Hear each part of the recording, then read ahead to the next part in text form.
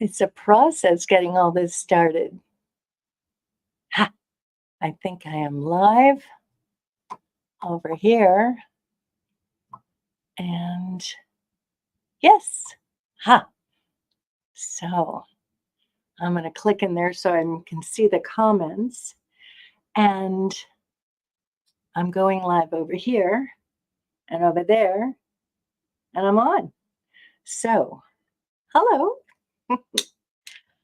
Welcome to Conscious Mind Tripping. I'm back. I had a great summer off.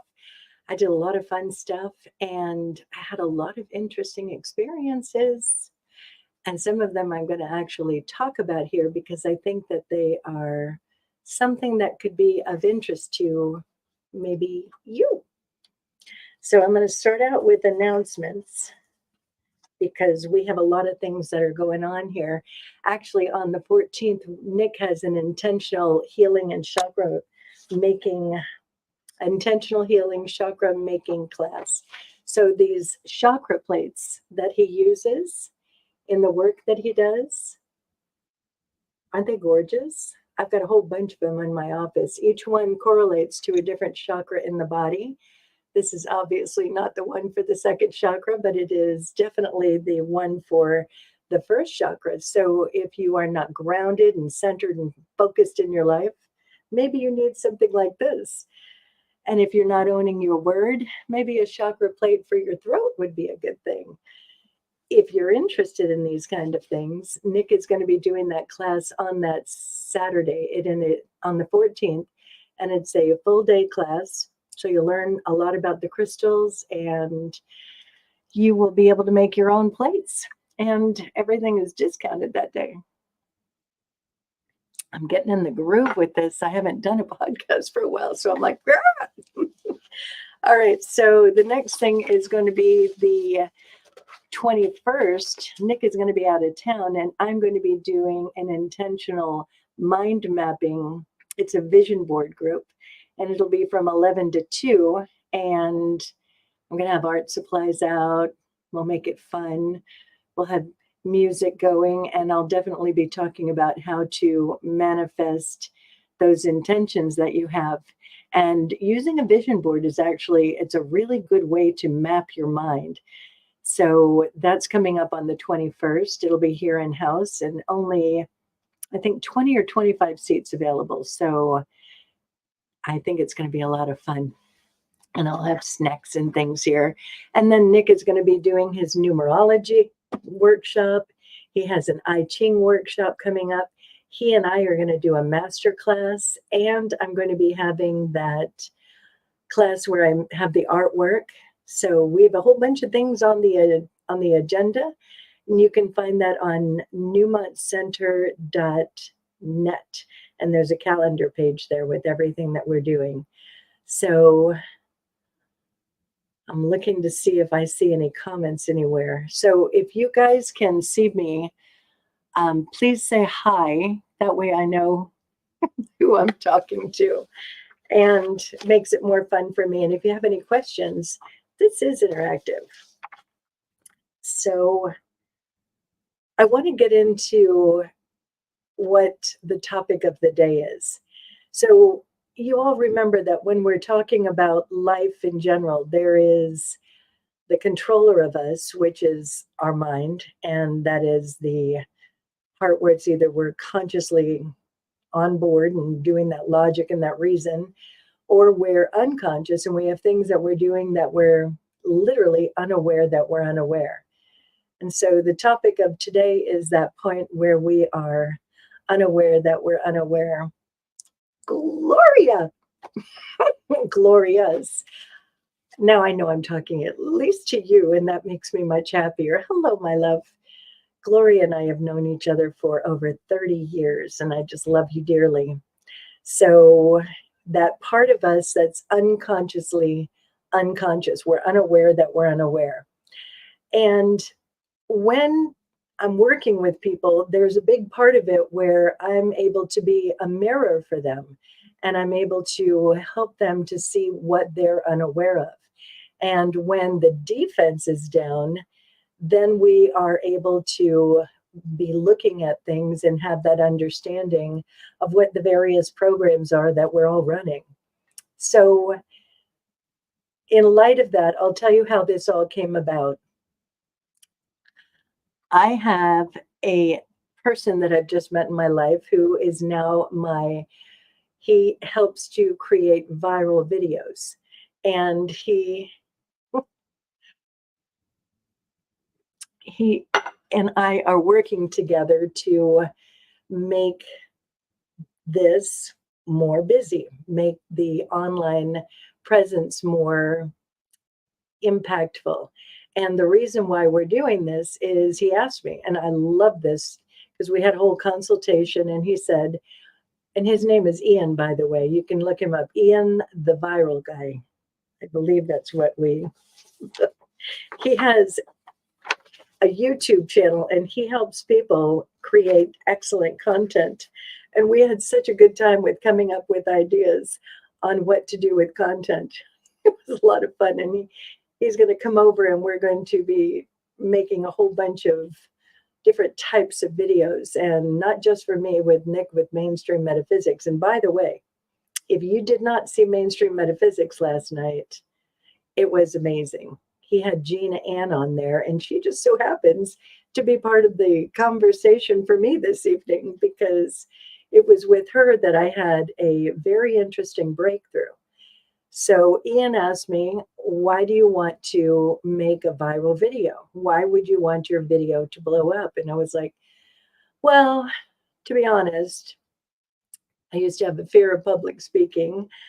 This isn't really my first thing to do, but Spirit told me a while ago that I needed to write a book. And I literally was like, I don't know. I don't think I need to read a book, because I have read them all. They're over there. I've read a lot of them, and some of them many times. So I think it's already been said. And then Spirit was like, no, you have a way to say it that is your own unique voice. And it just kept being this thing in my head where it's like, I need to write a book. So I went out on that first camping trip, or one of the very first camping trips, and I sat down and figured out what to make my book about. And it's a mind road trip. It's literally a game. And so I told him, well, I'm finishing my book, and I don't want to put it out and then not have an audience. So I want to make these videos so that we can create an audience, so that when I go on a book tour in my minivan, then I can have an audience to talk to. And so we started talking about the different ways of making videos, and it's actually, I think it's going to be a lot of fun. Some of the ideas that we have, I think, are quite amusing. And so he's also going to take parts of this and make them into little videos. So that is my intention for creating these videos. And there is a big part of it where I have to own my own brave, and I have to literally step up and be kind of the greatest version of me. So what happens? The universe just loves me, because it created two separate things over this past summer where I was able to step back and look at my kid in the back seat. So many of you have heard this before. I'm going to say it again really quick. That's the game of this whole format. So it'll be a book. It's also a game, and it can be learning tools for like kids in school. But for this part of it, the game itself, there is a game board, and the game piece is the car, and it's the body. The driver is the soul, and there's three versions of the driver. There's the number one driver, which I'm going to talk about in a little while. There's the me right now that's talking with you, the adult in the front seat, the one that's being logical, reasonable, sharing information. And then there's the kid in the back seat. And that's the one that has the feels. That's the one that's angry, anxious, stressed, worried, all those lovely emotions that many of us want to just push over here. I don't want to deal with them. I know that many of us do that because I work with you. Many of you have come in and it's like, how are you feeling? It's like, I don't know. We have a tendency to push them over. We learn to push them over. Many of us have parents where it's like, let's just get back to the business of being alive and being happy and being in that, mode that is not having to deal with those emotions. So a lot of what I do is help people to use those emotions, to learn from them and have an awareness of what they're to teach them. So back to my story. As I'm watching my husband drive away, he's leaving for the day. So when I say the universe loves me, there's all these situations that come up in my life. And when I'm paying attention, there are lessons to learn in them. So the first part of this, because there's a part of it when I'm putting that book out, I can't have the kid rolling in the back seat too much. I mean, she's going to roll some, but I don't want her like not being the fullness of her. You know what I mean? So there's a part of it for me when I'm making that commitment to Ian to do this work. It's also a commitment to myself. And I'm literally telling the number one driver, let's make sure that I'm good to go. That when this book comes out, that I'm ready. And I forgot to mention something. I knew something was slipping my mind. Nick and I just got back from a trip and we rented a yurt. And I am happy to say I'm finished with my part of the book. Thank goodness. It was such a good moment to hit send and be like, I'm done. I'm not editing another single thing. I don't care. I'm done. And we're going to put this into the book format because I want it to be done by the holidays. So yay, the book's done. And now I can get about the business of this stuff. So when I say the universe loves me, the universe is like, yeah, Audrey, you've got a few little things that you need to address with that kid in the back seat. So the first story is I make tea every morning, just about every single morning. I have tea with honey in it. And I read somewhere that when you are making tea with honey, you should be stirring it with a wooden spoon. And so I had a couple from Whole Foods, but they kind of ran out. And I kept thinking, I need to get some wooden spoons. And I'm telling you, this went on for probably a good 3 months. And then one day I'm in my kitchen here at the office and I was like, oh my God, I keep not getting a wooden spoon. Then I literally asked that critical thinking question, why am I not getting a wooden spoon? And I'm asking the question and the universe gave it to me. You're not getting a wooden spoon because you have a program from your childhood that if you go and get a wooden spoon, it's not going to be pretty. And I was like, oh shit, I'm not getting a wooden spoon. And it's because the little kid in the back seat's like, no.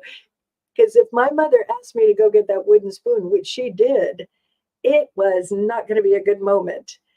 So I do the work around it, that work that I have you all do, that process of gaining that awareness, that understanding. So in asking that question, it was like this flood of memory came back about that wooden spoon. So then comes the most important part, because there is that part where you bring it from the unconscious, you're unaware that you're unaware, to that critical thinking where you're having that understanding. Now you're being consciously unconscious and you're having that, okay, and that's where I can see myself as a child. And I had that, not that I'm reliving it, but I'm remembering it. So then comes the most important part.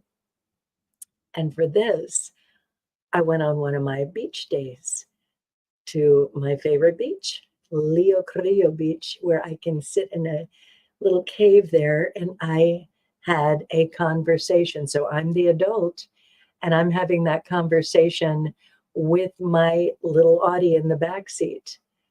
And I'm being the adult. And I literally had, it's like 3 minutes. And I looked at my younger version of me. I'm imagining her there. And I told her, I said, it was never about you. It wasn't that you were bad or that you were wrong. She, my mother, and in compassion, she didn't know how to manage her rage. She didn't know how to manage that part of her when things went sideways. And I don't know what happened in her childhood, but a lot of times when a parent does that, it's an automatic response. You know, you go down into that unconscious primitive area of your mind and you just do it. And that's where she was. So as the adult, I'm having compassion for her. And I'm also explaining to my child that it's not that she was bad and that it's not that she wasn't valuable. Because sometimes when kids are having that kind of treatment, we don't feel valuable.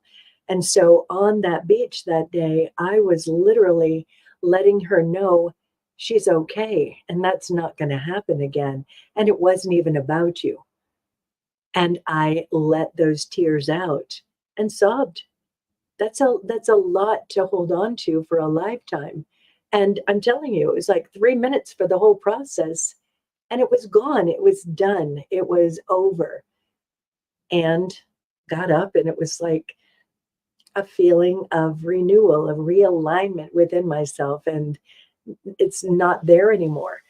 So that's how we do it. We have to pay attention when these little things come up that are still about our childhood and be aware of the signs that the universe will give you when you ask that question.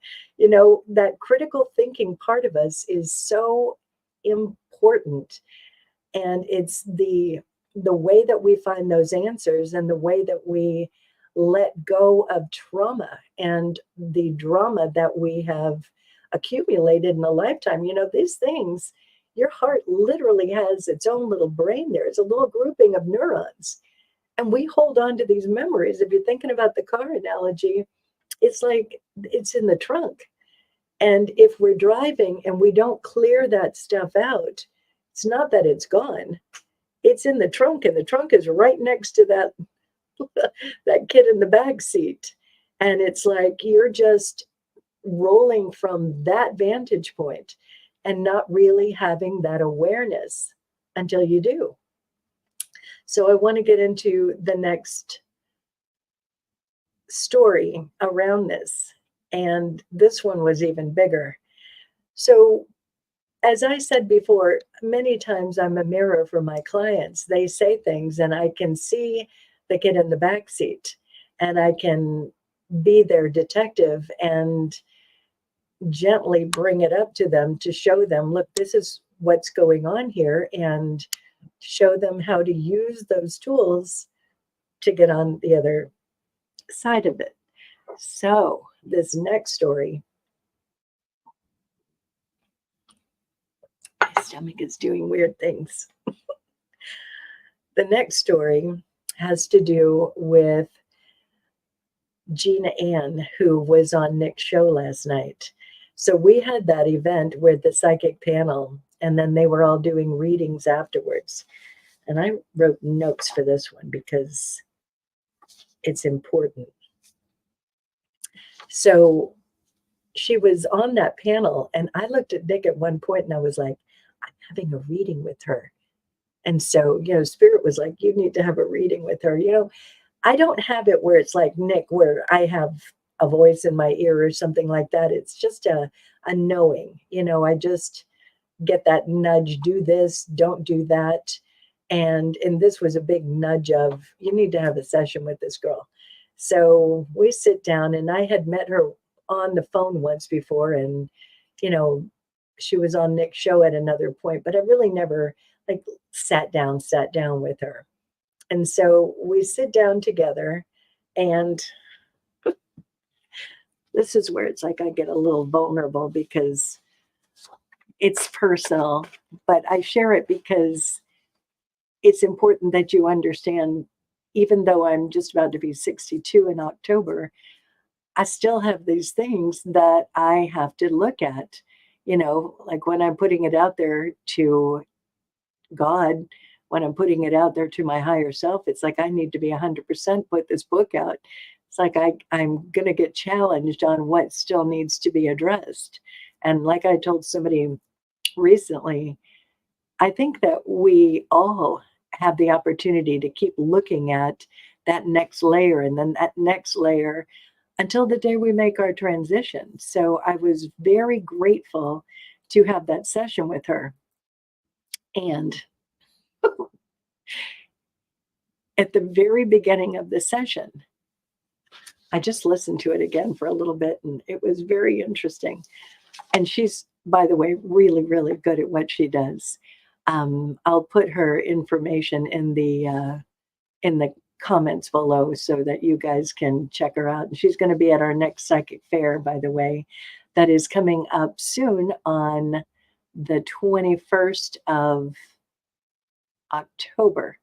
So mark your calendar, and it'll be online and in person. So her and I sit down, and she's just a delightful person. And the first thing out of her mouth, she looks at me and she kind of whispers it. Audrey, I just knew when I met you. I knew when I met you, you're just like, you're so powerful. And she was telling me that I should be on that panel as well. And you can hear my voice in it. I was like, what? I was just incredulous. And then she starts going on this rant. And I wrote down some of the things that she said when she went on this rant. And she said, you put everyone in front of you. You literally have other people go first. You have other people eat first. You literally put people in front of you. And I was like, maybe I do. But is there anything wrong with that? And then she said, you can see everybody clearly. It's like the misfits. You can really see the misfits because you've been a misfit. And I was like, she's not wrong. In my younger years, I was quite the misfit. In fact, I told somebody recently, even back into like 6th, 7th grade, there was one year I got sent to the principal's office like 3 times. And so in my teen years, I just was telling Nick today, I was such a misfit. I tiptoed into my house and got all the way into my room, literally just remembering this with Nick. Tiptoed all the way into my room and so quietly shut the door. And my mother's voice from the darkness, you don't have to be so quiet. I always would get in trouble for being a misfit. And then into my 20s. And I think how I got out of being a misfit was, thank goodness, from my first daughter. I had to be a better person for her. So it has been a long journey of not being a misfit. But when people come in, or I work with people in addiction and all of that, it's like, I get it. I've been there, done that in a lot of ways. So then she's saying a lot about my inner child and how I really want to just help people be better and have more fun. And I want everyone to be okay. And she's not wrong there. That's kind of why I'm a therapist. And that's why when my clients are leveling up and they're realigning themselves, it's like, it's a great feeling, and hi, Jennifer. That's nice to have you in here. Very nice to have you in here. So she's telling me all of this. And then she says, Audrey, you put people up on a pedestal. And then I was like, yes, I do. It's like she's telling me all this stuff. And it's like she's being a mirror, and all the things that she was saying, it never dawned on me that any of it was like not a good idea. It's just how I rolled. But then she's saying it in such a way where it's like, but wait a minute, this is like not okay, because I'm not supposed to put other people ahead of me on a pedestal. It's like we're all supposed to be even on the pedestal. But she's like, Audrey, you put people above you. You don't make yourself as great as you could be, should be, are.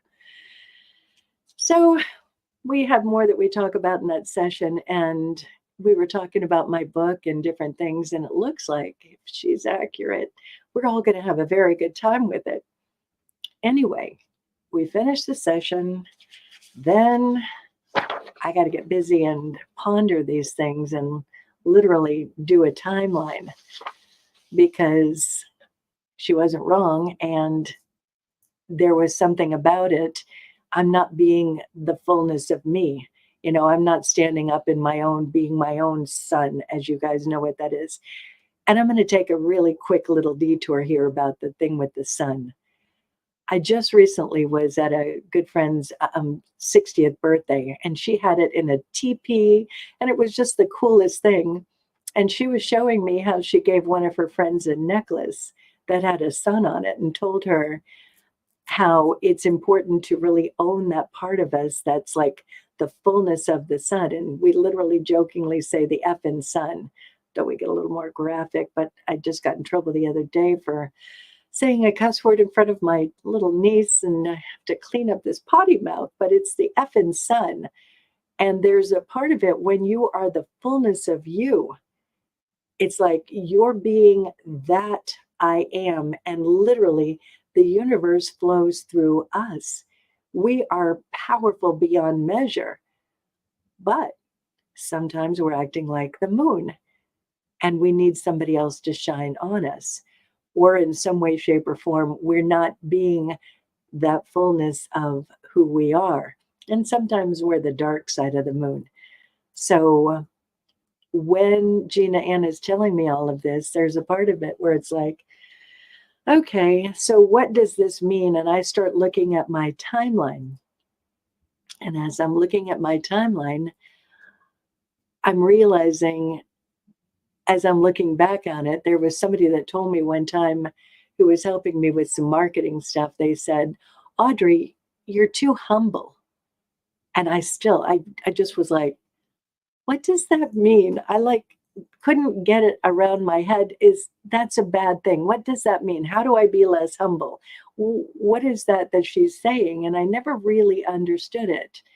So I remembered that. And then I remembered back to guys that I dated. And I would specifically want to date guys who were intelligent, successful. I remember writing this in my journal. I literally wanted to learn from them and understand how to be smarter, how to be more competent. Because remember, my mother, when I was a kid and I took on that program, it was like, yeah, she's cute, but she's not that smart. And so there was a part of it for me looking at other people in that regard is like they're smarter than me, they're more successful than me. And I would just watch people and figure out how to be more better. So I'm looking at this timeline, and then I started looking at another part of it.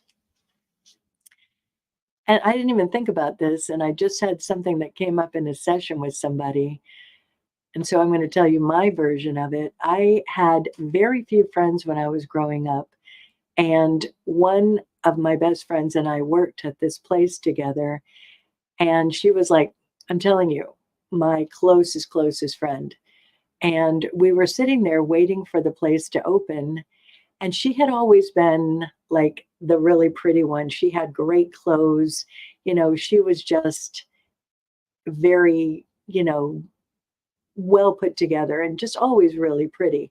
And I'm going to post a couple pictures about this after this because I really want you to understand. It's like as pretty as she was, I had buck teeth. Her father actually called me Bucky. And I had a chubby thing going on. My mother would make really horrendous clothes, or she would buy them from Goodwill or wherever. I mean, and I was, like I said before, that misfit. And so this was in high school, and I got my braces off because I finally got braces for those buck teeth. and I got my glasses off and got contacts. I leaned out a bit and got thinner, and all of a sudden it was like guys were interested in me, where it was like not before that. And she kind of took the opposite route, where she had always been slimmer. She got heavy. She got lots of acne. And she literally sat there this one day before work and she told me that she couldn't be my friend anymore. And so I took on another part of that belief. If you're too bright and shiny, if you're too pretty, if you're too whatever, you can lose something valuable, because her friendship was very valuable to me. That was such a hard moment. And so that added to that belief, putting people on a pedestal, or, not putting yourself up on the pedestal with other people. So then came the even more interesting part of it, where I'm looking at my timeline, and remember, in your timeline, in the 0 to 8, that's when we take on the program. That's when it's really, a lot of things get locked and loaded, because kids are in hypnosis. They're very suggestible. So when they're suggestible, they don't discern the difference between this is correct, incorrect, right, wrong, good, bad. It's just the program. And so I started looking at my childhood, and why would I put other people on a pedestal? Why are other people more important than me? Because that was the basic message. And in the picture that I'm going to share, my mother, she used to write, well, when my father was in Vietnam, she wrote him all these letters, and my father saved the letters. And in those letters, I took out parts of it where my mother had been talking about me, literally calling me the dumb one, saying she's cute, but she's not that smart. It'll be a miracle. This was the one. It'll be a miracle if that kindergarten teacher is able to get anything into her head.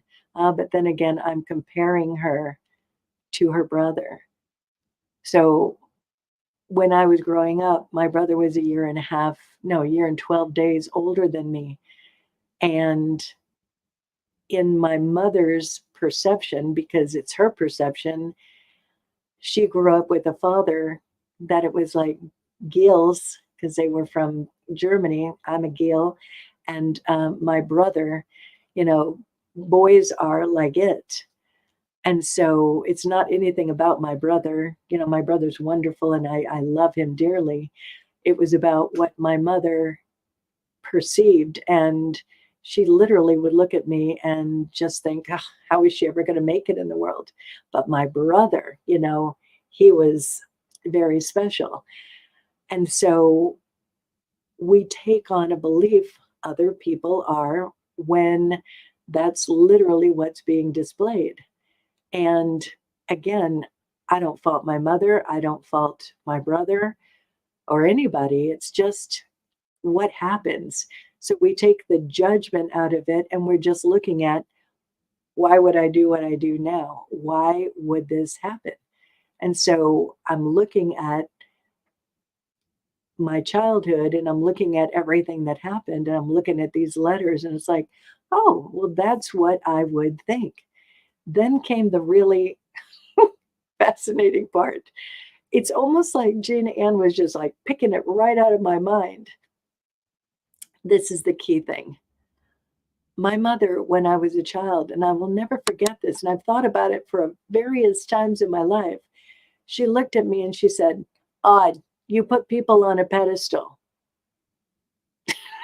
It's just like, you tell a kid anything, it's like, okay, I don't know that it's like right, wrong, good, or bad. She's just like, you put people on a pedestal. And I remembered in my mind thinking, well, what's wrong with that? Isn't that what we do? I mean, I love people. And it's a difference between loving them and making them more than you. And so when she said that, there was a part of me that was like, I know, right? I didn't know that it wasn't okay. It was wrong. I had no idea. Still, it's not that it's wrong, but when I'm embarking on what I do, it certainly makes a difference in how I own me and how I own my practice. So I was telling my go to girl, you know who you are. I was telling her about this and I was like, oh my gosh, it was such a big insight. And she said, oh my gosh, Audrey.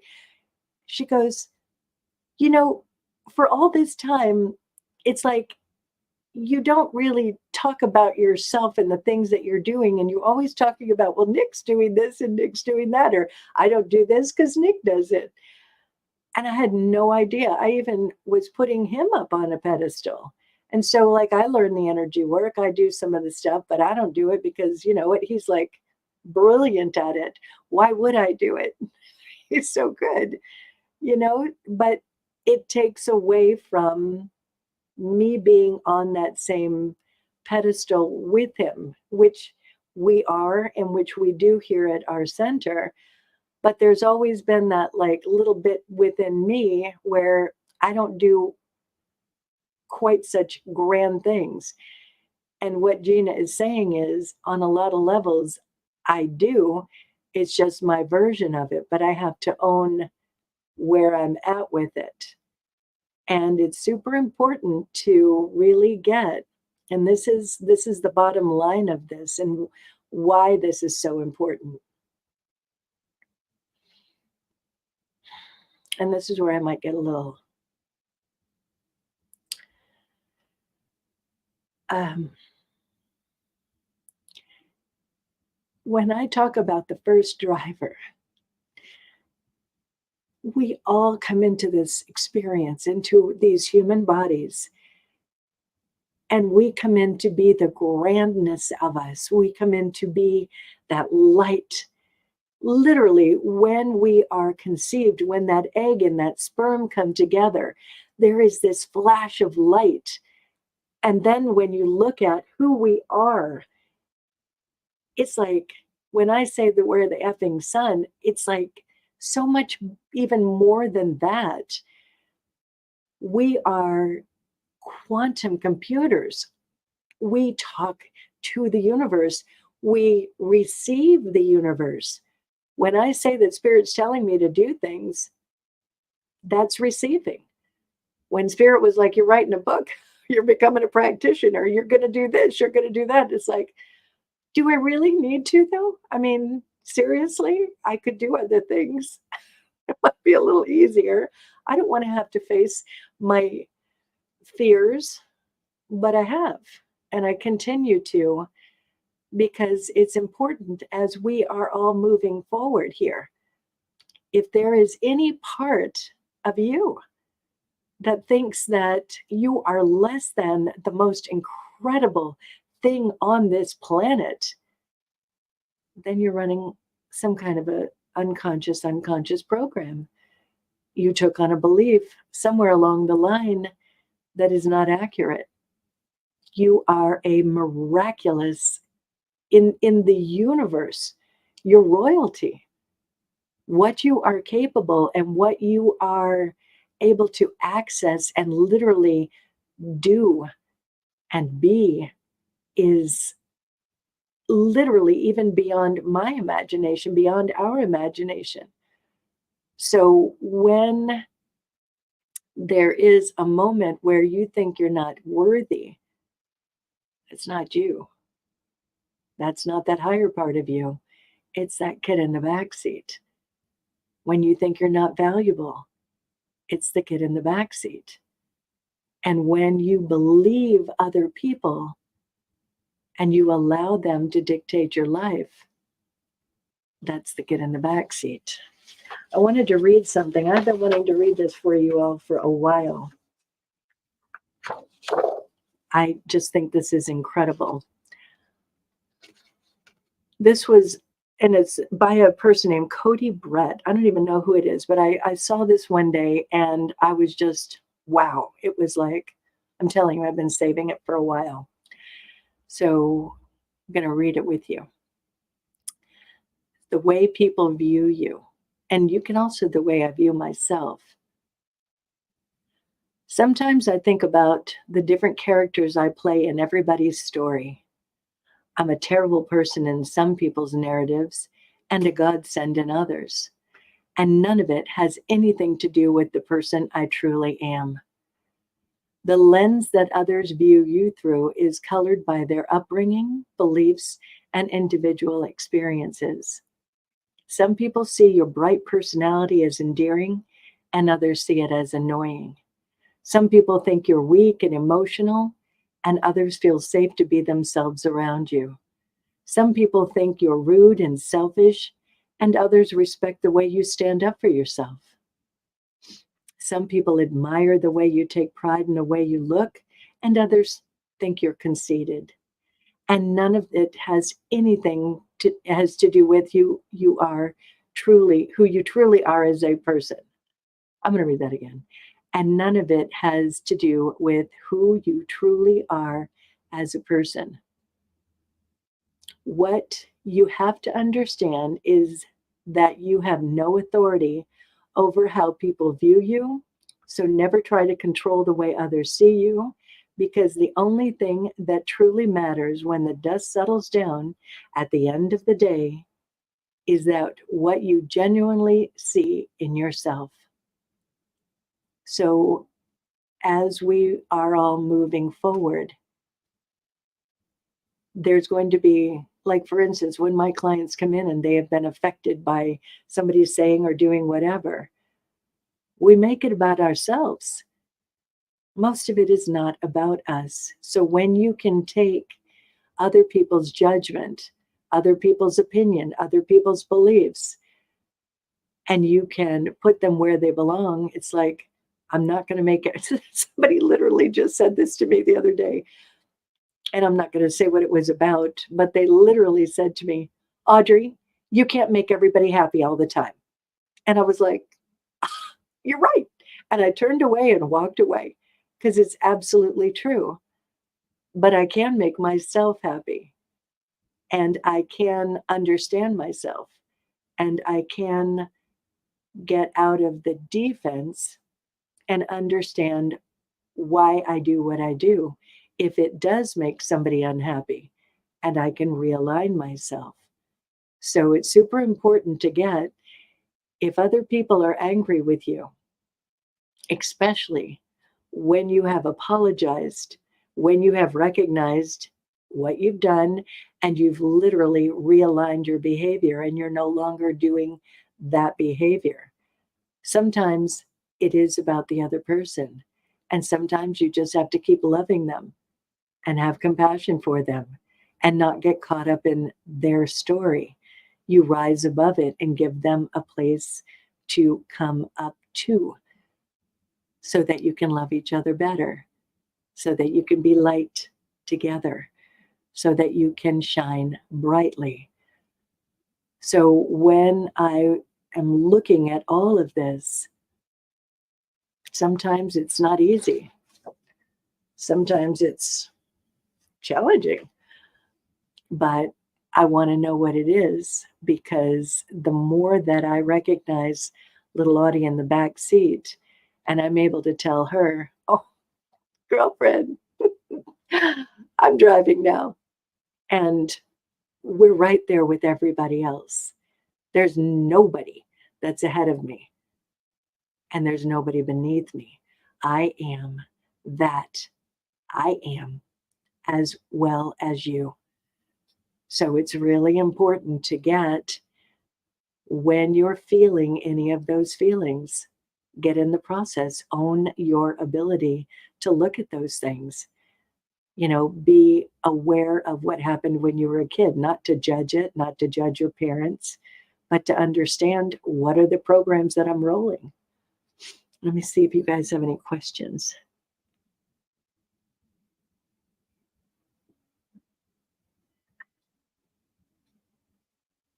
Hi, Rochelle Martinez.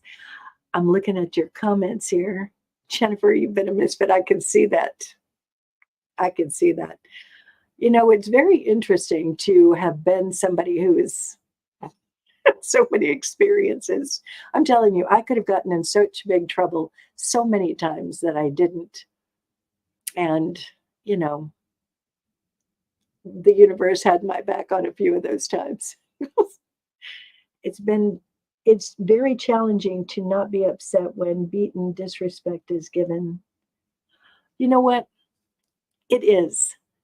It is very challenging to not get upset when people do some of the things that they do. It is challenging.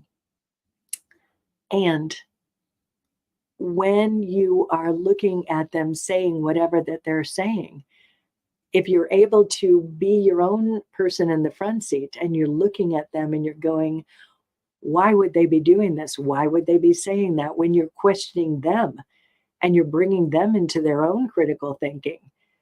You know, sometimes when people are being disrespectful, they're so down at the bottom of their consciousness. They're really close to the fight, flight, freeze, where we're in that primitive area of our brain and we're just mouthing it off and not having any control over what we're doing. It's like the kid in the back seat has grabbed the steering wheel and they're driving and they're saying, I just want to do what I want to do. I want to say what I want to say, and I'm just going to be nasty.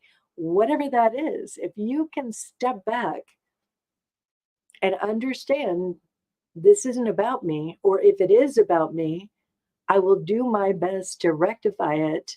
I'll do my very best to realign, and I'll learn from this. I'll grow from this. That's the best that you can do. But to make it about you, especially if somebody is saying things that aren't 100% accurate, you know, there's that part of it where you have to learn to own your word and you have to learn to hold that space for yourself and be able to communicate in a way that is constructive with the other person. And you're right. I remember very clearly the first time I ever had to challenge somebody on being disrespectful to me. I literally had a panic attack when I wanted to talk with them. And that is why over time I put together that constructive communication format, because it's like, it's hard sometimes to address people when they're doing things that they do, but you got to do it or not. It's your choice. But if you're not, you're the one that's walking with it. You're the one that's living with it.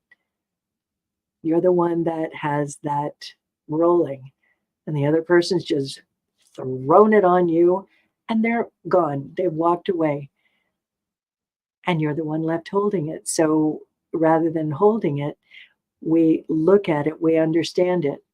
You know, we do the timeline around this. You know, if there is a part of it where we have, hold on, let me see how much time I have. If there's things that you can see that are like patterns in your life, that's where you want to look at. Like, for instance, people disrespecting me, people being unkind to me, people doing whatever. When you can look at your timeline and you understand, like I showed you my timeline of what I had looked at, what we were just talking about. When you can look at your timeline and you can look at especially the 0 to 8 and how you were with your parents in the front seat and what they did, how they modeled for you. Maybe you had older siblings in the back seat with you. All of this helps to create that part of us where we perceive ourselves, where we act from that perception. Like I had a perception of myself. And so when she's showing me, Audrey, this is what I see, it's like I'm literally incredulous. Well, your perception is not kind of matching. And it's like, I didn't know that something was wrong in my perception, or not wrong, but like not working to my fullest advantage. Then I got to look at it. So when you are in the process of all of this, you do the timeline, you question yourself, you look at who you were in there. Sometimes we have a tendency to want to look at the other person and say, well, they did this to me. Maybe they did do it to you, but what did you do about it? Did you just take it as true? Did you do this? Did you do that? You look at your own behavior in it.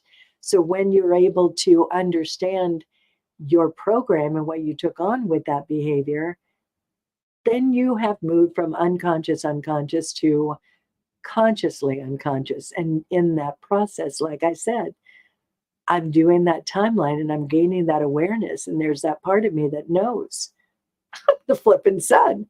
Why wouldn't I act like it? Why wouldn't I live every single moment of my life with that as my guide? It's just a program.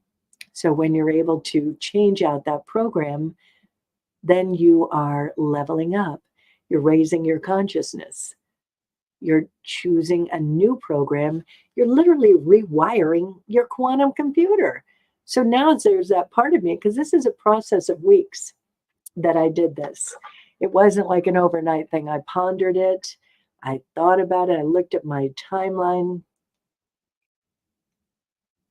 And then you get to the part where it's unconsciously conscious. I just own it now. And if something comes up to challenge it, I'll do what I do with it. So, like I say, it's like it's all very much a process. I was so angry that I didn't yell. I got very clear. You know, it's okay to get angry. That's one of those emotions that's really important for all of us right now to have clarity with. And sometimes people have a tendency to misappropriate their anger. And they have a tendency to, instead of feeling other feelings, move it to anger. So it's all right to be angry. Sometimes we're just angry. It's what you do with that anger, and it's which side of the emotions it's riding on, because anger is on both sides. There is that victim anger, and then there is that other anger that is righteous. Sometimes we are righteously angry, and that's okay. But what are you going to do with the righteous anger? Like, for instance, I have righteous anger about things. I've said this to you all before. And in my righteous anger, that's part of what propels me to do this podcast, to do this vlog, or whatever we're calling this thing. You know, it's a part of the fuel that gives me the ability to do this. It help me own my power. So when you're looking at being angry, are you in a victim anger? Is it somebody else is doing something to you? Sometimes they are. But if you go into your righteous anger, what do you do? In the righteous anger, that's where you can really own that constructive communication. That's where you can own those actions. That's where you have that fuel to do the things that are necessary for whatever the situation is. So it's okay to be angry. That was another one of my programs. I think you know that. When I was finally able to own my anger, it was a very big deal. And I was able to voice my anger. That's huge. You know, when you're a kid growing up and it's like, don't you be angry. You're gonna get that wooden spoon. you know.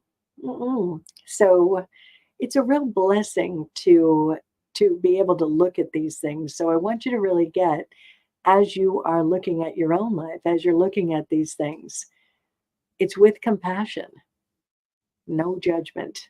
You know, it's for creating an understanding and awareness. So you're not anymore that I don't know what I don't know. So when you are asking that higher part of you, when you're asking God, the universe, divine matrix, whatever you want to call that, they're right there, ready to give you the answers in some way, shape, or form. So when I had that thing, and it's like, I'm going to have to do more of this. I'm going to have to do more of these podcasts. I'm going to have to work with Ian and create these videos and do all this stuff. It's like, what's my hesitancy? I'm asking the universe. It's like, what do I need to do here? It's like the lessons are right there available. I just had to be open to getting them through Gina and through that silly wooden spoon. But on the other side of those, here I am, owning my word with you. I wanted to do something really quick before my time runs out. So I've started doing these again.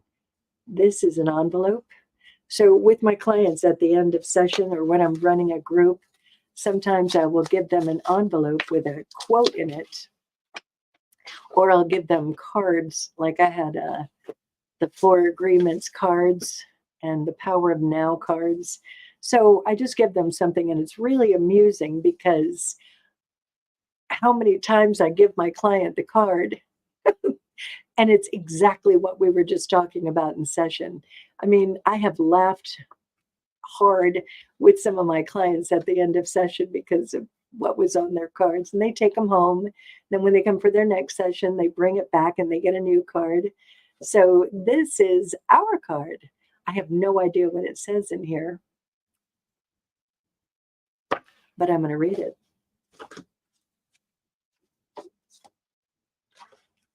After I put on my fabulous, fabulous glasses. Gloria, I lost my glasses you gave me. I think they broke. Oh, all right. Are you ready? If you decide that you're going to be happy from now on for the rest of your life, you will not only be happy, you will become enlightened. Unconditional happiness is the highest technique there is. This is truly a spiritual path, and it as direct and sure a path to awakening as could possibly exist. Ha. Michael A. Singer, he wrote the book, The Untethered Soul, The Journey Beyond Yourself. I recommend that book to people all the time, especially when you're first starting out on your spiritual journey, when you're doing all of this. In that book, he talks a lot about the mind and how we have this unconscious chatter going on all the time. So a big part of it is understanding your feelings, because that will lead to the unconscious chatter. When you're feeling angry, stop. What's the unconscious chatter? When you're anxious, stop. What's the unconscious chatter? So Michael Singer is really good for helping understand that chatter, the little voice in our heads that we all have. And when he's talking in here, if you decide that you're going to be happy from now on for the rest of your life, you will not only be happy, you will become enlightened. Here's the thing. I'm going to be happy. And then there's going to be a minute where I'm not going to be happy. But I've made that intention clear. I'm going to be happy. So when I find myself off course, I have driven off of my 101 freeway where I'm going to the best happiness ever. I'm still going to be happy, but I'm going to take a little bit of a detour, and I'm going to figure out, why am I not happy? What's going on with my little passenger in the back seat? The quicker I look at it, the quicker I associate with her, the quicker I look at what's going on here, and I do the process of understanding what's going on with her, then the quicker I'm able to be the adult driver, getting us back on the happy freeway. And I can be back in that intention of being happy. I was just telling Nick the other day, I'm happy a good amount of the time. And a lot of it is that I have looked at many, many of these programs, and I have realigned and realigned. So my time is up, and I offer to you a challenge. I'm going to be back here on next Wednesday at 6. That's my set night for now. And between here and there, pay attention. If you set your intention to be happy, but pay attention when you're not. Learn from it. Take time to sit down and literally get it out of the swirling in your mind and on paper. What's going on here? I'm not happy. I'm anxious. I'm stressed. I'm worried. What's going on? Do the process. And then intention. You understand what the program is. I am. What are you declaring? What are you creating? Where is your next vantage point on the 101 of your life? So I'd love to hear from you and see what you come up with. So I will be back next Wednesday. In the meantime, have a fabulous week. Thank you so much for joining me. And if you would like to share this video, you're welcome to, and I appreciate it. And I love you all very, very much. Good night.